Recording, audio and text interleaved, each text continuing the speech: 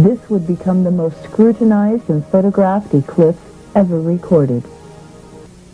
Shortly after 1 p.m., 17 different people, unknown to each other, in different locations, waited with camcorders in hand. Most were astronomy or history buffs, only expecting to capture the total eclipse on videotape. Padre Manuel Ferrer, a Catholic priest in the southern quadrant of the city, focuses on the luminous orb in the darkened sky. The time is now 1:24 p.m. The sun is in full eclipse.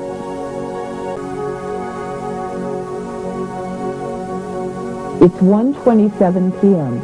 after the moon has crossed the center of the sun and the hovering object still remains in place.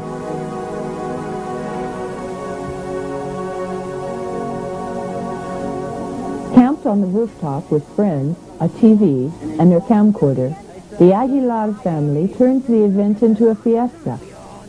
Note that the camera's clock reads 1:04 p.m. in the beginning and 1:25 p.m. at the end. This indicates that the UFO, known in Mexico as an ovni, remains stationary over the world's largest city for at least 20 minutes. An executive with Televisa, Mexico's largest television network, Guillermo Araguin, was the first to step forward. He explained that his location on the roof afforded an excellent view of the dramatic incident. Optical enhancement of the object he taped depicts a metal, disc-shaped craft. It is suspended in the air, and it seems to be floating, perhaps rotating on its own axis. Members of the Breton family gathered in Puebla, an industrial center 132 kilometers southeast of Mexico City. They planned carefully for this historical moment.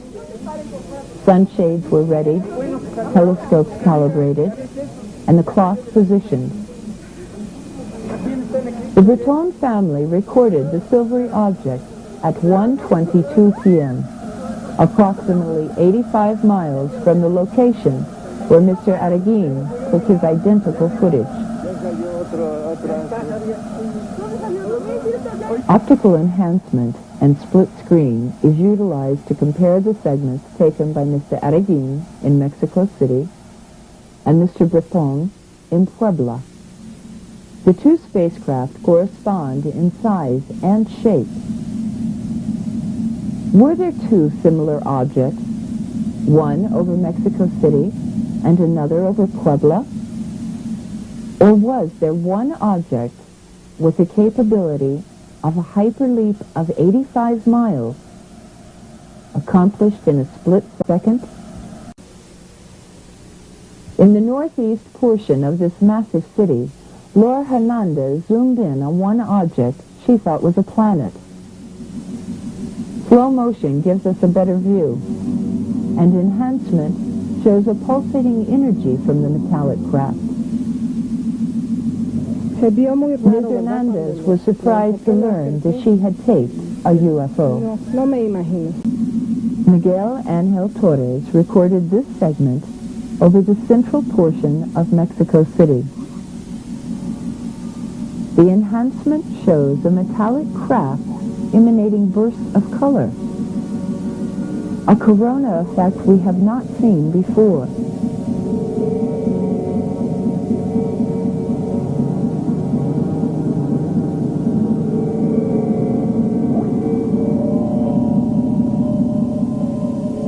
At the Televisa studios, the 6 best videos taken during the historic eclipse are put through comparative analysis. All are disc-shaped, structured, metallic objects that reflect sunlight. The masters of the stars could not have planned this better.